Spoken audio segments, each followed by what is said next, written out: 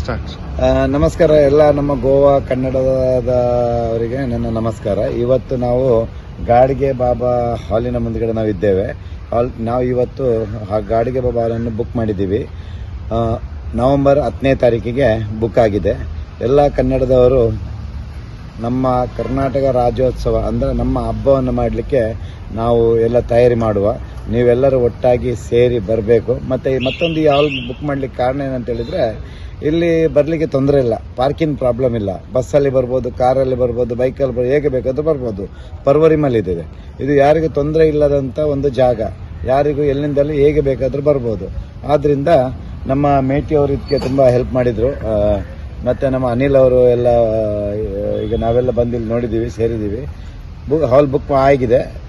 ಖಾಲಿ ಈಗ ನಾವು ನಮ್ಮ ನೆಂಟರುಗಳನ್ನೆಲ್ಲ ಕರೆದು ಒಂದು ಹಬ್ಬ ಮಾಡುವುದು ಹೇಗೆ ಅಂತೇಳಿ ಅದ್ರ ಬಗ್ಗೆ ನಾವು ಚರ್ಚೆ ಮಾಡಬೇಕಷ್ಟೇ.